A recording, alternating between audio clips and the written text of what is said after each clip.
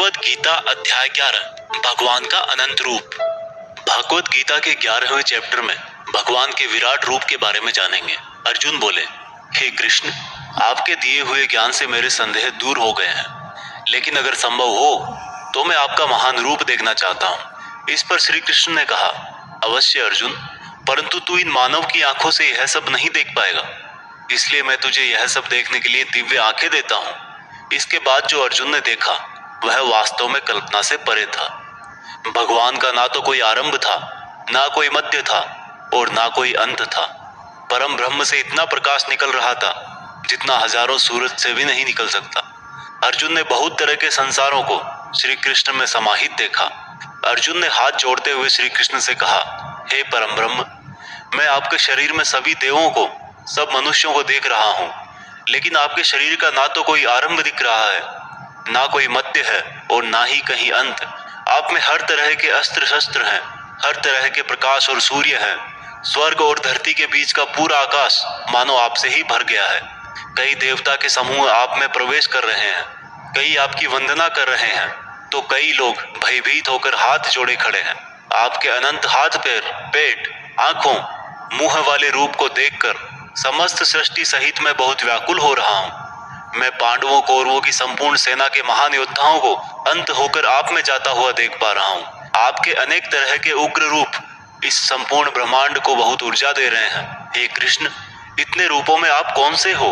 मैं आपको पहचान नहीं पा रहा हूँ। इस पर कृष्ण बोले, मैं हर जगह हूँ और मैं ही समय हूँ। इन सेनाओं के योद्धाओं को नष्ट करने के लिए प्रकट हुआ हूँ। इन सब योद्धाओं की मौत मैं पहले ही लिख चुका हूँ। तू तो सिर्फ इनकी मौत का कारण है, मारने वाला तो स्वयं मैं ही हूँ। इस पर अर्जुन भयभीत लेकिन गदगद होकर बोले, हे भगवान, आपका यह रूप देखकर अब मुझे पता लगा कि क्यों योगी, महर्षि, देवता जैसी आत्माएं आपका पूजन करती है। आप तो सत्य और असत्य से भी परे हैं।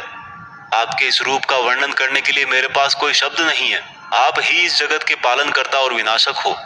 आपको कोटि कोटि नमस्कार, आपको कोटि कोटि नमस्कार, नमस्कार। आपके लिए हर दिशा से नमस्कार, क्योंकि आपका कोई आदि नहीं है, मध्य नहीं है और अंत भी नहीं है। हे प्रभु, मैंने जाने अनजाने में आपको भाई, कृष्ण, मित्र कहा है और कई बार लोगों के सामने आपका मजाक भी उड़ाया है। मुझे आपके इस सत्य का पता नहीं था, इसलिए अगर संभव हो तो मुझे क्षमा कीजिए।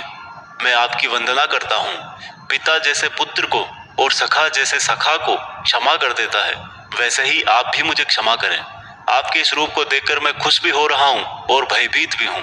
इसलिए अब कृपा करके आप अपना प्रसिद्ध चतुर्भुज विष्णु रूप दिखाइए। मैं आपको मुकुट, चक्र और गदा के साथ देखना चाहता हूँ। इस पर श्री कृष्ण बोले कि अर्जुन, मैंने तेरे आग्रह पे वह रूप दिखाया है जिसको आज तक कोई मनुष्य नहीं देख पाया है और ना ही देख पाएगा।